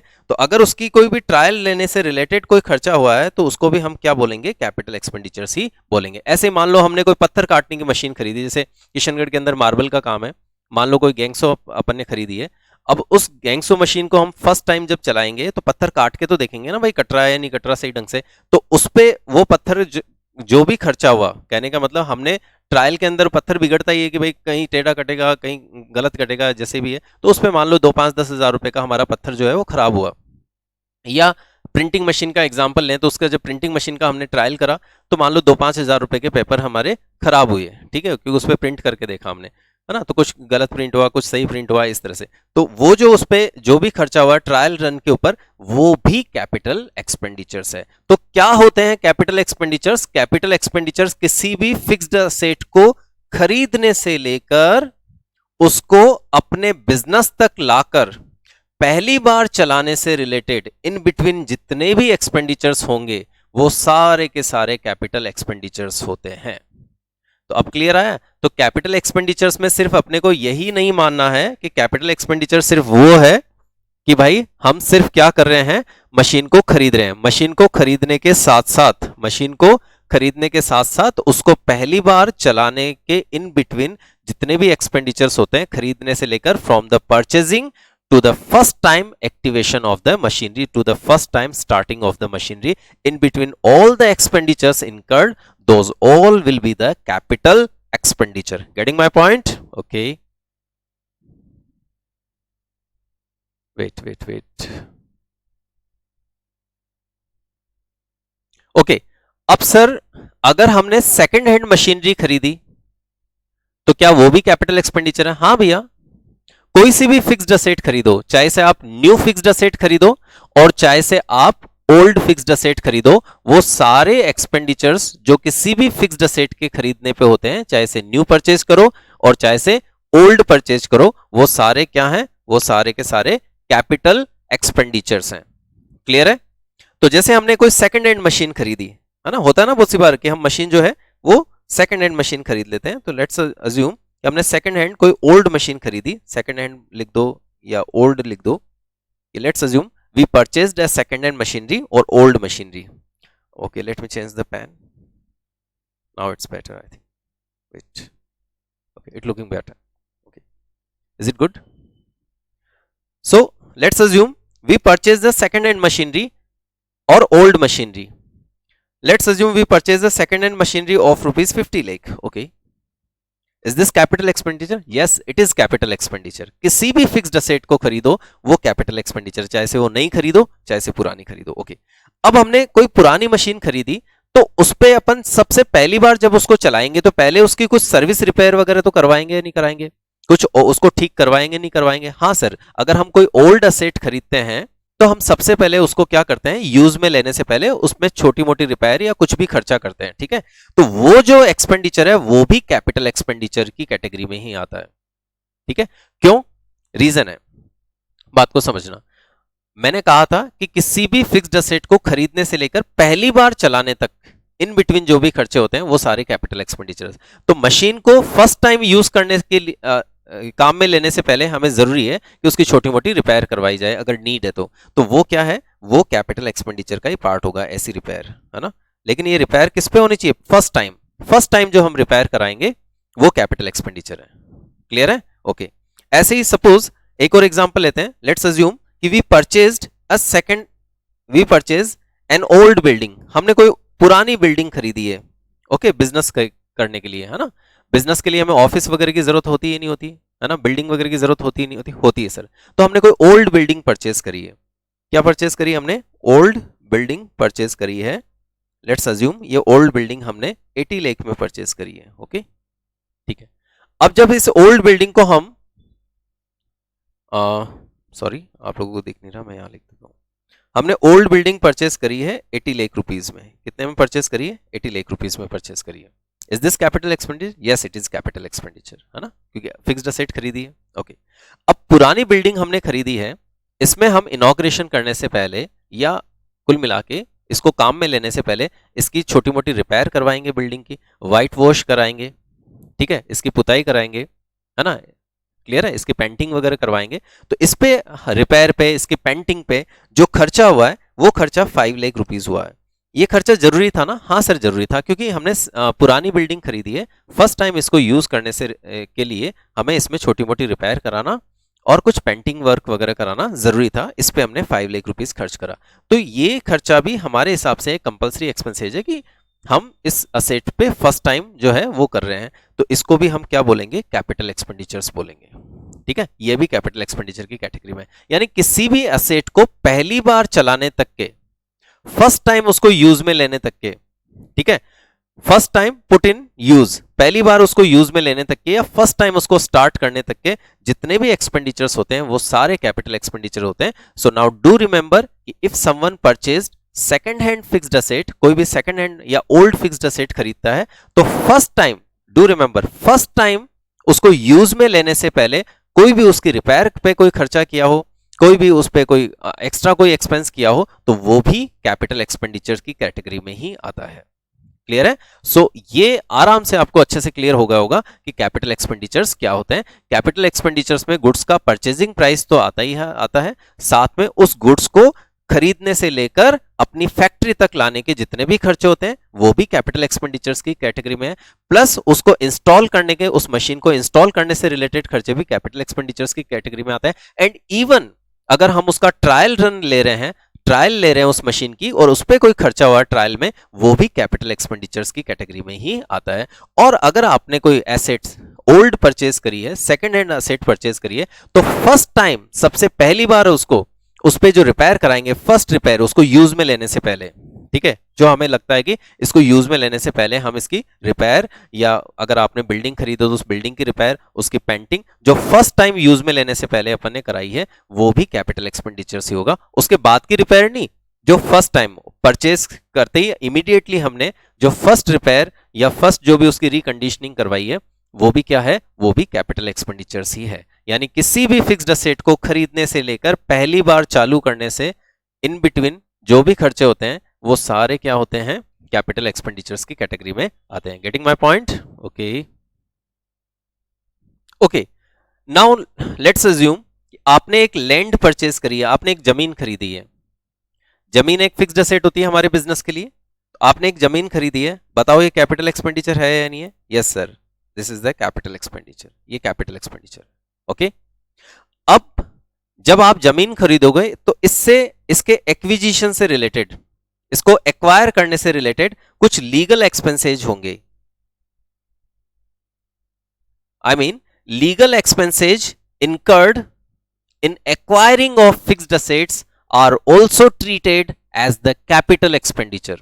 किसी भी फिक्स्ड असेट को खरीदने से रिलेटेड जो भी लीगल एक्सपेंसेज होते हैं, जैसे हमने लैंड परचेज करी है, तो अब लीगल एक्सपेंसेज क्या होगा इसके परचेजिंग से रिलेटेड, कि वी विल हैव टू पे द रजिस्ट्री अमाउंट, हम इसकी रजिस्ट्री करवाएंगे, तो वो जो रजिस्ट्री के चार्जेस हैं, अगर हमने किसी ब्रोकर के थ्रू परचेज किया है, किसी मीडिएटर के थ्रू परचेज किया है, तो उस पे जो हम ब्रोकरेज पे करेंगे, that will be also the part of capital expenditure. Clear? So these are the capital expenditure, है ना। तो कैपिटल एक्सपेंडिचर्स में क्या क्या चीजें आगे फटाफट से बोलो। किसी भी गुड्स असेट को परचेज करने से रिलेटेड एक्सपेंस कैपिटल एक्सपेंडिचर है। फिर उसको कैरी करके अपनी फैक्ट्री तक लाने के एक्सपेंस कैपिटल एक्सपेंडिचर है।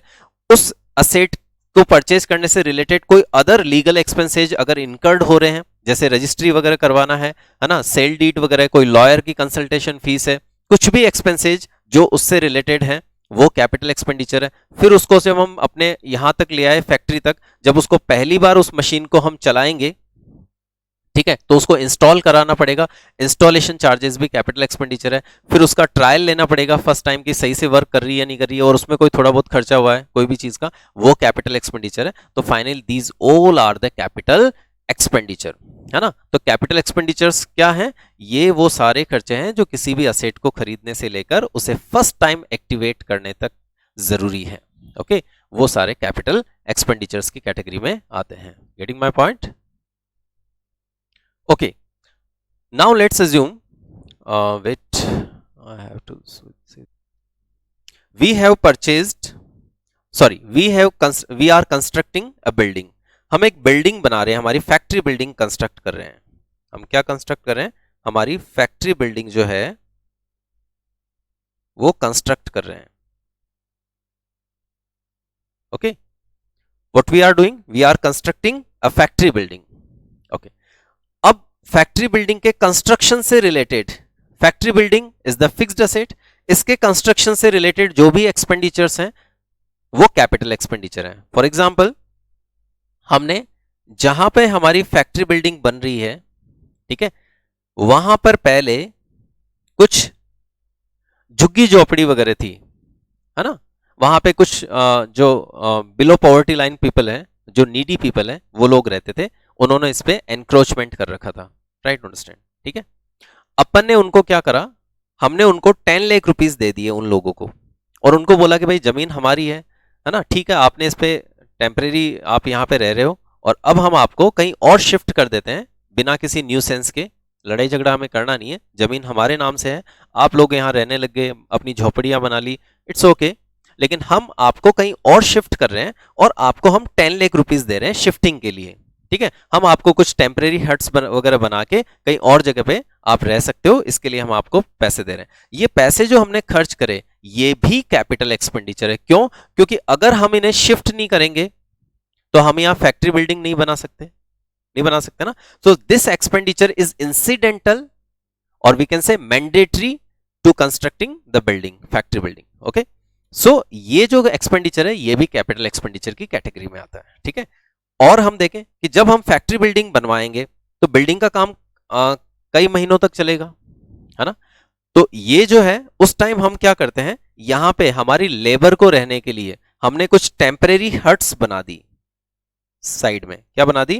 टेम्परेरी हट्स बना दी। आप लोगों ने शायद देखा भी होगा कि जब किसी बिल्डिंग का वर्क चलता है और कई महीनों तक चलता है तो पास के अंदर ही हम टेम्परेरी कुछ हट्स बना देते हैं ईंटों की, है ना। कुछ मतलब टेम्परेरी हट समझ गए होंगे आपने, है ना। छोटे छोटे रूम्स बना देते हैं ईंटों के, ज्यादा पक्के रूम नहीं बनाते, ज्यादा फर्निशिंग वगैरह नहीं करते हैं, टेम्परेरी बेसिस पे बना देते हैं जहां हमारी लेबर रुक सकती है। ओके, और जहां हमारा कोई भी जो स्टोर्स वगैरह का सामान है या कोई भी मटीरियल है हम वहां पे रख सकते हैं। ठीक है, तो ये हम वहां पे कंस्ट्रक्ट कर देते हैं। अब बताओ ये एक मैंडेटरी एक्सपेंस है या नहीं है? बिल्डिंग बनाने से रिलेटेड है सर। बिल्डिंग बनाओगे तो मजदूर आएंगे तो बहुत सी बार अगर लेबर बाहर से है तो रोजाना वो अप डाउन नहीं कर सकते, तो आप वहीं पे टेम्परेरी हट्स बना दो। ठीक है, तो वो उससे रिलेटेड जो खर्चा है, ये हर्ट्स बाद में हम क्या कर देंगे, इनको बाद में हम इन हर्ट्स को जो है वो डिस्ट्रॉय कर देंगे, बाद में हटा देंगे इनको, ठीक है। अभी और कुछ टेम्परेरी हट्स इसलिए भी काम आ जाएगी कि इसमें हम अपना मटेरियल वगैरह रख सकते हैं, बिल्डिंग बनाने में जो मटेरियल काम में आएगा सेफ्टी के पर्पज से, ठीक है। तो ये ऐसा कोई एक्सपेंडिचर हुआ है, जैसे मान लो बिल्डिंग हमारी बनी, टोटल 80 लाख रुपीस हमारी कॉस्टिंग आई, ये कैपिटल एक्सपेंडिचर है। और टेम्परेरी हट्स वगैरह बनाने में हमारी कॉस्टिंग आई मान लो 5 लाख रुपीस, तो ये भी कैपिटल एक्सपेंडिचर है। तो टोटल बिल्डिंग की कॉस्ट कितनी होगी, कंस्ट्रक्शन कॉस्ट 80 लाख, और इससे रिलेटेड जो लेबर है उनके ठहराने के लिए हमने कुछ टेम्परेरी हट्स वगैरह कंस्ट्रक्ट करी है, हमारे जो मटेरियल वगैरह है उसको रखने के लिए टेम्परेरी हट्स वगैरह कंस्ट्रक्ट करी है। इस पे हमें कुल मिला के 5 लाख रुपए खर्च करने पड़े। तो बिल्डिंग की जो टोटल कॉस्ट आई है हमारे, वो 85 लाख रुपीज आई है। 80 लाख तो कंस्ट्रक्शन पे और 5 लाख ये टेम्परेरी हट्स हमने बनाई है मजदूरों के रहने के लिए, मटेरियल वगैरह को स्टोर करने के लिए। बाद में हमने इन हट्स को तोड़वा दिया, ठीक है, और मलबा जो है वो साफ करवा दिया। तो इसमें टोटल मिला के 5 लाख रुपए का खर्चा आया, वो भी इसी से रिलेटेड है, इसलिए that will be the part of capital expenditure and it comes to total 85 lakh rupees. So building बनाने पे टोटल कितना एक्सपेंडिचर हुआ, 85 lakh rupees. Clear, getting my point? So this is the capital expenditure. Okay, चले next देखते हैं आगे। Okay, now you can see at your screen capital expenditures क्या है। Capital expenditures are incurred, capital expenditures are those expenditures which are incurred to acquire or purchase of fixed asset। Fixed asset को purchase करने से related expenditure capital expenditure. और bring the fixed asset to the place of their use, और जहां हम उनको use करेंगे वहां तक लाने का खर्चा भी कैपिटल एक्सपेंडिचर। जैसे हमने मशीन खरीदी थी यूएसए से, तो मशीन को यूएसए से लेकर हम अपनी फैक्ट्री तक लाने के लिए जितने भी ट्रांसपोर्टेशन एक्सपेंसेज, कस्टम ड्यूटी जो भी खर्चे हुए हैं, वो सारे एक्सपेंसेज भी क्या हैं, कैपिटल एक्सपेंडिचर हैं। एंड फिर उस असेट को हम जब ले आए तो उसको इंस्टॉल भी तो करना पड़ता है बहुत सी बार, तो उसके इंस्टॉलेशन से रिलेटेड जो एक्सपेंडिचर्स हैं, these all are the capital expenditure. और किसी भी फिक्स्ड असेट से रिलेटेड लीगल एक्सपेंसेज जो इनकर्ड हुए हैं, for what, for acquiring of the fixed asset, यानी any legal expenditure incurred for acquiring the fixed asset will be the capital expenditure. Okay, so final conclusion हम ले रहे हैं। इसके अलावा एक्सपेंडिचर इनकर्ड और improvement on existing fixed asset, ये बड़ा इंपॉर्टेंट है, इसको हम अलग से थोड़ा सा डिस्कस करते हैं। Wait a second. Now in capital expenditure we are going to discuss a very important thing, which is कि अगर किसी existing fixed asset पे, जैसे फॉर एग्जांपल हमने कहा था कि कैपिटल एक्सपेंडिचर्स में कौन सी चीज आती है, कि कैपिटल एक्सपेंडिचर्स में वो सारे खर्चे आ जाते हैं जो मशीन को पहली बार चलाने से रिलेटेड है। ओके, चलिए मशीन को फर्स्ट टाइम अपन ने काम में ले लिया, किसी भी फिक्स्ड असेट को, मशीन ले लेते हैं हम एग्जांपल के तौर पे, कोई भी फिक्स असेट हो सकती है, उसको फर्स्ट टाइम हमने यूज में ले लिया, है ना, we put the machine into use. Okay, first time हमने यूज में ले लिया। ओके, उसके बाद इस पे जो एक्सपेंडिचर होंगे, क्या वो भी कैपिटल एक्सपेंडिचर होंगे?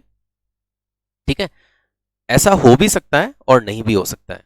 कैसे? जैसे फॉर एग्जांपल आपने एक मशीन खरीद ली, ठीक है, आपने एक मशीन परचेज कर ली, ओके, और ये मशीन आपने परचेज की है 50 लाख रुपीज में। ये 50 लाख क्या है, कैपिटल एक्सपेंडिचर है। ओके, और मशीन को पहली बार चलाने से रिलेटेड खर्चे हो गए, उसको लाने से रिलेटेड ट्रांसपोर्टेशन का खर्चा है, उसके इंस्टॉलेशन का खर्चा है, ठीक है, उसकी ट्रायल रन का खर्चा है, ये सारे एक्सपेंडिचर्स हो गए, लेट्स अज्यूम 5 लाख।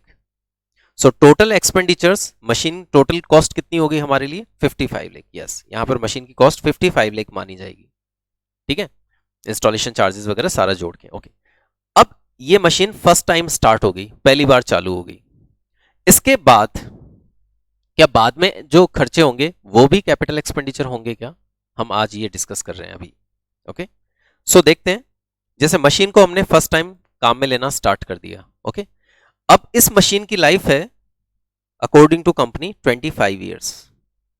कितनी लाइफ है इसकी? 25 ईयर्स, यानी ये मशीन 25 साल तक चलेगी। लेकिन कंपनी का ये कहना है कि 25 साल इसकी जो लाइफ है ना, इस लाइफ को अचीव करने के लिए, टू अचीव दिस लाइफ, आपको क्या करना पड़ेगा? आपको टाइम टू टाइम इसकी रिपेयर करानी पड़ेगी, जो बार बार होगी। तो एक बार जब मशीन हम चालू कर लेते हैं, एक बार मशीन को जब हम काम में लेना स्टार्ट कर लेते हैं, once we put the machine into use, thereafter any repair expense of the machine, ठीक है, कोई भी मशीन को हमने बार बार रिपेयर कराया, इसकी छोटी मोटी हमने सर्विसेज वगैरह करवाई, ओके, इसकी कोई भी मेंटेनेंस एक्सपेंसेज हैं, है ना, जो जरूरी है कि मशीन 25 साल तक चलेगी, वो तभी चलेगी 25 साल तक जब आप उसकी छोटी मोटी रिपेयर करवाते रहो, टाइम टू टाइम उसकी सर्विस वगैरह करवाते रहो, टाइम टू टाइम उसकी मेंटेनेंस वगैरह करवाते रहो। तो इस पे जो एक्सपेंडिचर होंगे रिपेयर से रिलेटेड, है ना, इसके मेंटेनेंस से रिलेटेड, सर्विस से रिलेटेड, जो मशीन को पहली बार यूज में लेने के बाद होंगे। जैसे पहली बार मशीन अपन ने काम में लेना स्टार्ट कर दिया, अब उसके बाद टाइम टू टाइम हम उसकी रिपेयर कराएंगे छोटी मोटी, टाइम टू टाइम हम उसकी सर्विसेज वगैरह कराएंगे। ये जो मेंटेनेंस एक्सपेंसेज होते हैं ये जरूरी हैं, अगर ये करोगे तभी मशीन की जो नॉर्मल लाइफ है 25 इयर्स, वो आप अटेन कर पाओगे, वो आप अचीव कर पाओगे, नहीं तो ये मशीन 25 साल तक नहीं चलेगी, है ना। जैसे फॉर एग्जांपल हम कोई मान लो स्कूटी खरीदते हैं, ठीक है, और कंपनी ने बोला कि भाई ये स्कूटी की लाइफ 20 इयर्स है, तो 20 इयर्स का मतलब ये हो गया कि फिर ये थोड़ी है कि ब्रेक खराब हो गए तो हम उसको ठीक ही नहीं कराएंगे, है ना, ऑयल है जो चेंज ही नहीं कराएंगे कभी, उसमें छोटी मोटी कोई टूट फूट हो गई तो उसको कराएंगे नहीं भाई। 20 इयर्स तक वो स्कूटी तभी चल पाएगी जब आप उसकी टाइम टू टाइम छोटी मोटी रिपेयर्स करवाते रहें, छोटी मोटी सर्विसेज कराते रहें, उसके मेंटेनेंस का ध्यान रखें, ठीक है। तो उसके मेंटेनेंस पे जो एक्सपेंसेज होते हैं, मेंटेनेंस का मतलब उसकी नॉर्मल लाइफ को मेंटेन करने से रिलेटेड, उसकी नॉर्मल लाइफ को अचीव करने से रिलेटेड हमें कुछ खर्चे करने पड़ते हैं। ये खर्चे क्योंकि बार बार होते हैं इसलिए रेवेन्यू एक्सपेंडिचर्स होंगे, ठीक है। तो एक बार जब मशीन को खरीद लेंगे और उसको काम में लेना स्टार्ट कर देंगे, उसके बाद उसकी जो भी सर्विस रिपेयर हम करवाएंगे वो इसलिए करवाते हैं ताकि मशीन की जो नॉर्मल लाइफ है 20-25 साल, वो हम अचीव कर पाएं, वो हम अटेन कर पाएं। अगर वो नहीं करेंगे तो मशीन 20-25 साल तक नहीं चलेगी और कंपनी भी कोई वारंटी गारंटी इस पर नहीं देगी, क्योंकि ये एक्सपेंसेज कंपलसरी होते हैं, ठीक है, मशीन की नॉर्मल लाइफ को अचीव करने से रिलेटेड। तो ये रेवेन्यू एक्सपेंडिचर्स की कैटेगरी में आएंगे। तो क्लियर हो गया।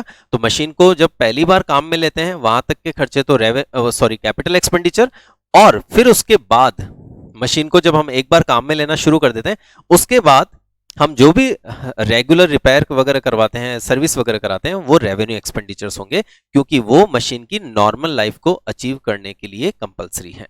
ओके, सो ये रेवेन्यू एक्सपेंडिचर्स की कैटेगरी में आएंगे। कौन सा? रिपेयर सर्विसेज वगैरह जो मशीन के खरीदने के बाद हम पहली बार यूज में लेने के बाद में हम करवाएंगे वो, ठीक है।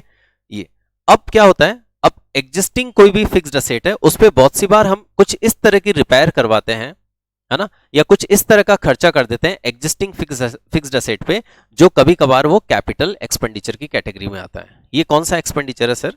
तो ध्यान से समझना कि बहुत सी बार हम क्या करते हैं, किसी एग्जिस्टिंग फिक्स्ड असेट पे, यहां ध्यान से सुनो, है ना, एक बार में let me change the pen, one second, wait,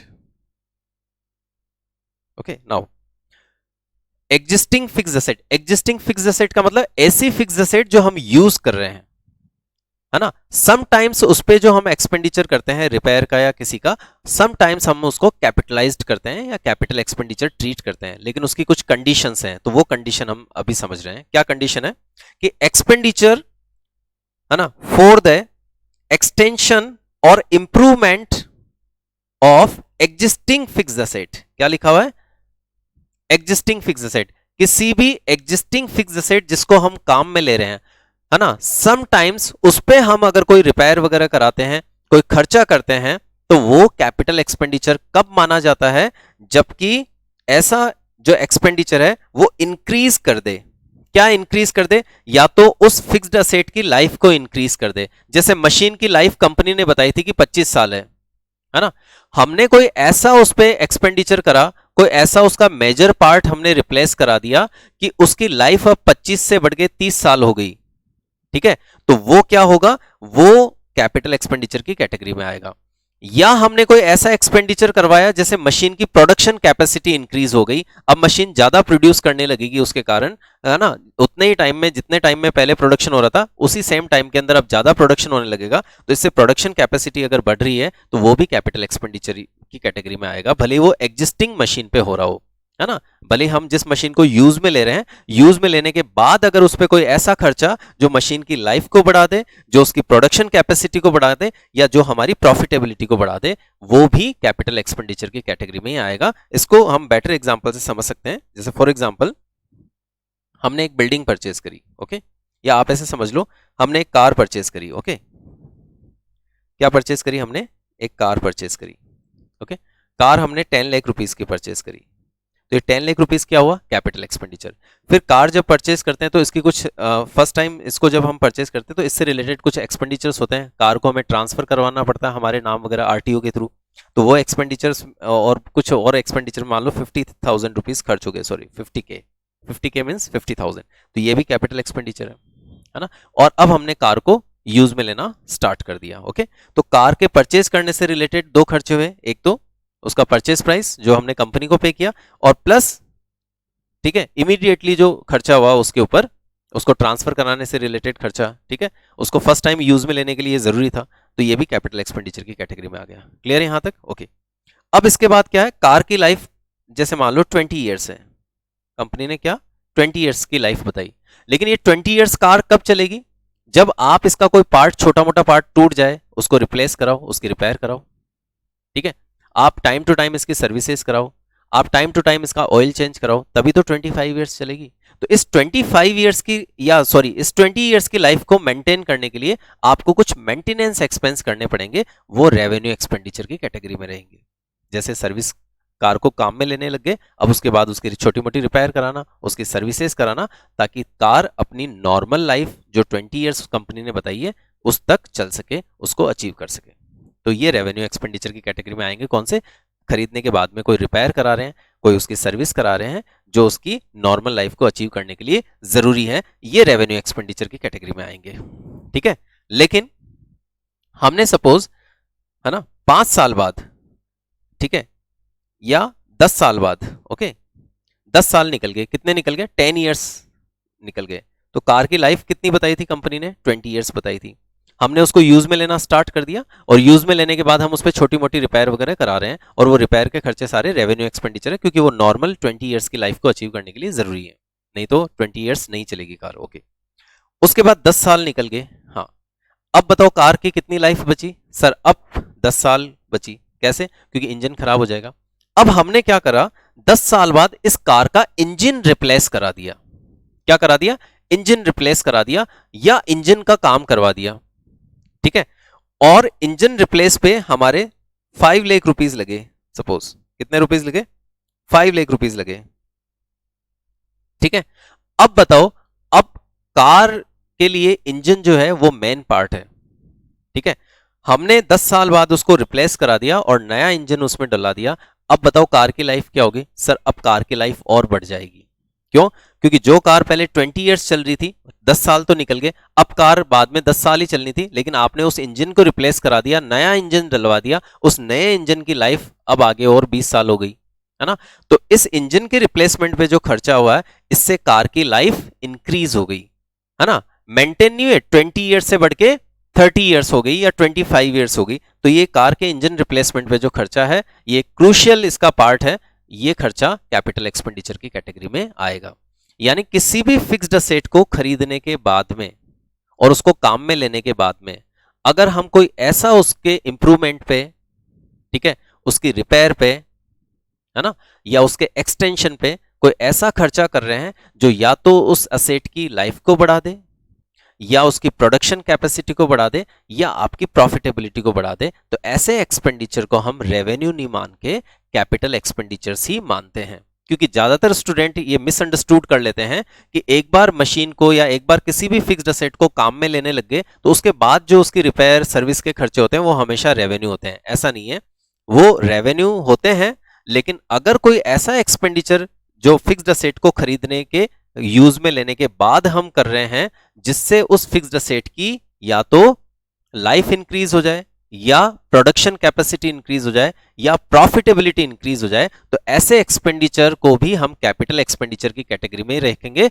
भले ही ये फिक्स्ड असेट को यूज में लेने के बाद हुआ है ओके ज्यादातर स्टूडेंट कहाँ कंफ्यूज हो जाते हैं, वो देखते हैं कि फिक्स्ड असेट को पहली बार यूज में लेने तक के जो खर्चे होते हैं वो ही कैपिटल एक्सपेंडिचर होते हैं। हाँ, पहली बार यूज में लेने तक के खर्चे तो कैपिटल एक्सपेंडिचर होते हैं, लेकिन उसके बाद एग्जिस्टिंग मशीन जिसको हम काम में ले रहे हैं, एग्जिस्टिंग फिक्स्ड असेट जिसे हम यूज कर रहे हैं, उसके बाद अगर हम उस पर कोई ऐसा रिपेयर या ऐसा कोई भी खर्चा एक्सपेंडिचर करते हैं जो उसकी लाइफ को इंक्रीज कर दे, प्रोडक्शन कैपेसिटी को इंक्रीज कर दे या प्रॉफिटेबिलिटी को इंक्रीज कर दे, तो उसको भी हम क्या बोलते हैं, कैपिटल एक्सपेंडिचर्स ही बोलते हैं। क्लियर है, बोलो। तो these are the capital expenditures. अब फॉर एग्जाम्पल एक और एग्जाम्पल से समझ लेते हैं। जैसे हमने एक सिनेमा हॉल है, एक थिएटर है ना, या कह दें सिनेमा हॉल है। ओके, ये सिनेमा हॉल बनाने पे जैसे सपोज 70 लाख रुपीस खर्च हुए, ऐसे ही अपन ले लेते हैं एक छोटा फिगर, 70 लाख रुपीस खर्च हुए इसके कंस्ट्रक्शन पे, ये कैपिटल एक्सपेंडिचर है। ओके, और फिर हमने इसको बिल्डिंग को काम में लेना स्टार्ट कर दिया। ठीक है, ओके। इसके बाद हम सपोज यहां पर ध्यान से सुनना, इसके बाद इसकी जो सिटिंग कैपेसिटी है वो है टोटल मिला के 300 पीपल एट अ टाइम, यानी 300 लोग एट अ टाइम बैठ सकते हैं।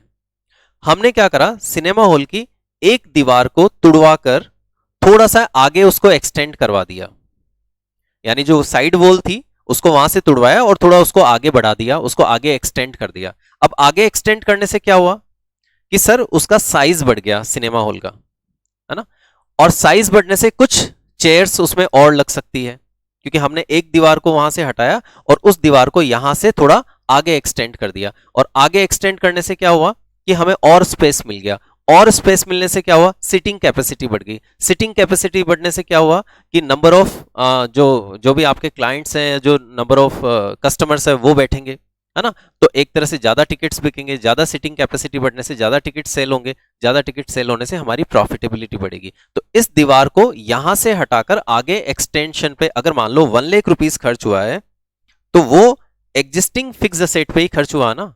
जो एग्जिस्टिंग फिक्स असेट है हमारी बिल्डिंग, है ना, उसको काम में लेने के बाद में ही तो 2-5 साल बाद हमने क्या करा, उस दीवार को वहां से तुड़वा के थोड़ा आगे शिफ्ट कर दिया, आगे बना दी, तो वो जो हमें एक्स्ट्रा स्पेस मिला उससे हमारी सिटिंग कैपेसिटी बढ़ गई, है ना, कस्टमर्स के बैठने की। तो उससे क्या होगा, ऑडियंस के बैठने की सिटिंग कैपेसिटी बढ़ने से क्या होगा, हमारा प्रॉफिट इंक्रीज हो जाएगा। तो ये एक्सपेंडिचर पे 1 या 2 लाख रुपए जो भी खर्च हुए हैं, that will be the capital expenditure. Okay, so final conclusion हम लेते हैं, कैपिटल एक्सपेंडिचर क्या है। कैपिटल एक्सपेंडिचर किसी भी फिक्स्ड असेट को खरीदने से लेकर अपनी फैक्ट्री तक लाने और उसको पहली बार चलाने तक के जितने भी कंपलसरी एक्सपेंसेज हैं वो सारे के सारे कैपिटल एक्सपेंडिचर्स हैं। फिर इसको चलाने के बाद में, इसको यूज में लेने के बाद में जो छोटी मोटी रिपेयर्स वगैरह कराएंगे वो तो होगी रेवेन्यू एक्सपेंडिचर, लेकिन ऐसी कोई रिपेयर, ऐसा कोई एक्सपेंडिचर जो इसके एक्सटेंशन पे, इंप्रूवमेंट पे हमने करा है, जिससे एज ए रिजल्ट इस एग्जिस्टिंग फिक्स असेट की प्रॉफिटेबिलिटी बढ़ जाए, प्रोडक्शन कैपेसिटी बढ़ जाए, इस एग्जिस्टिंग फिक्स असेट की नॉर्मल जो लाइफ है जो कंपनी ने बताई थी वो बढ़ जाए, तो ऐसे एक्सपेंडिचर को भी कैपिटल एक्सपेंडिचर्स की कैटेगरी में ही रखते हैं, भले ही वो फिक्स असेट को एक बार यूज में लेने के बाद में 2-5 साल बाद कभी भी हुआ हो। Okay, so these are the capital expenditures. Now coming to the distinctions between revenue expenditure and capital expenditure, कि revenue expenditures और capital expenditures में क्या distinctions है, so let's see. Okay, so let's start. What are the distinctions between revenue expenditure and capital expenditure? R for revenue and R for regular in nature.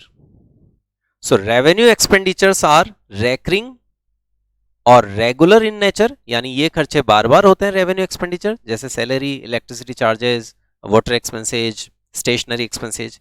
Where as capital expenditures are non recurring in nature और irregular in nature. Capital expenditures non recurring nature के होते हैं, ये एक बार हो जाते हैं, उसके बाद फ्रीक्वेंटली नहीं होते। ठीक है, जैसे मशीन एक बार खरीद ली तो अब 10-15 साल तक खरीदने की जरूरत नहीं है, फर्नीचर एक बार खरीद लिया तो 5-6 साल तक अब खरीदने की जरूरत नहीं है। तो कैपिटल एक्सपेंडिचर्स जो होते हैं वो फिक्स्ड असेट को परचेज करने से रिलेटेड खर्चे हैं, और ये जब एक बार खरीद लेते हैं, हम इनको एक बार इन पे खर्चा कर देते हैं, तो हमें बार बार खर्चा नहीं करना होता, ठीक है, वो नॉन रेकरिंग नेचर के होते हैं। Okay, getting my point?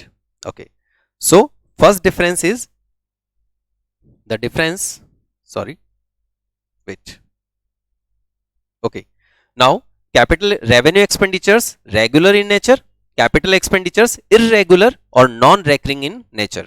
Okay, revenue expenditures, second difference, revenue expenditures are regular in nature because the benefit of revenue expenditure will not go beyond an accounting year. Revenue expenditure का benefit हमें एक साल तक ही receive होता है, एक साल से ज्यादा रिसीव नहीं होता, इसीलिए तो ये खर्चे बार बार करने पड़ते हैं। जैसे सैलरी हमने इस साल जितनी पे करी उसका बेनिफिट हमें इसी साल तक मिलेगा, ठीक है।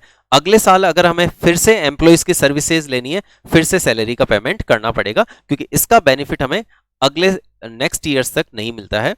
रेवेन्यू एक्सपेंडिचर का बेनिफिट हमें एक ही साल में रिसीव हो जाता है और अगले साल हमें दोबारा वापस खर्च करना पड़ता है पैसा इनकी सर्विसेज, इनका बेनिफिट लेने के लिए। ओके, जबकि कैपिटल एक्सपेंडिचर का बेनिफिट, कैपिटल एक्सपेंडिचर्स जो होते हैं इनका बेनिफिट एंड्यूरिंग नेचर का होता है, लॉन्ग टर्म नेचर का होता है। यानी जब हम एक बार मशीन खरीद लेंगे तो खर्चा एक बार हो गया, जैसे इस साल हमने मशीन खरीदी तो इस साल एक बार 50 लाख रुपए खर्च हो गए, लेकिन उसका बेनिफिट हमें अगले 10 साल तक मिल जाएगा, तो अगले 10 साल तक दोबारा मशीन खरीदने की हमें जरूरत नहीं पड़ेगी। फर्नीचर हमने इस साल खरीद लिया 2 लाख रुपए का हमारे ऑफिस के लिए, एक बार हो गया खर्चा, अब हमें 5-6 साल 10 साल सोचने की जरूरत नहीं है। यानी क्यों नहीं है? क्योंकि ये चलती जाएंगी, इनका बेनिफिट कई साल तक मिलता रहता है, इसलिए दोबारा खरीदने की जरूरत नहीं है। ओके, मशीन एक बार खरीद ली, अब ये 20 साल तक अगर चलेगी तो 20 साल के बीच में हम क्यों खरीदेंगे वापस नई मशीन, जब ये 20 साल तक खुद चल रही है तो, ठीक है। तो कैपिटल एक्सपेंडिचर्स का benefit, the benefit of capital expenditure is received in more than 1 accounting year. Capital expenditures का बेनिफिट हमें कई साल तक मिलता है, जबकि रेवेन्यू एक्सपेंडिचर का बेनिफिट हमें एक साल तक ही मिलता है। इस साल जितना सैलरी का पेमेंट किया उसका बेनिफिट इसी साल तक मिलेगा, अगले साल हमें फिर से सैलरी पे करनी पड़ेगी। इस साल जितना इलेक्ट्रिसिटी चार्जेस का पेमेंट किया उसका बेनिफिट इसी साल मिला, ठीक है। अगले साल वापस इलेक्ट्रिसिटी कंज्यूम करने के लिए हमें फिर से इलेक्ट्रिसिटी चार्जेस का पेमेंट करना पड़ेगा। तो benefit of revenue expenditure is received with in 1 year, whereas the benefit of capital expenditure is received in more than 1 year, यानी कई साल तक मिलता है। ओके, नाउ इनको कहां शो करते हैं? Revenue expenditures are always shown in the trading and profit and loss account. Okay, ये फाइनेंशियल स्टेटमेंट्स होते हैं, ध्यान रखना। किसी भी अकाउंटिंग ईयर के अंदर हम सबसे लास्ट के अंदर trading and profit and loss account और बैलेंस शीट बनाते हैं, and these are called financial statements of an organisation, of an business enterprise. So trading revenue expenditures को हम कहां शो करते हैं? Trading and profit and loss account में show करते हैं।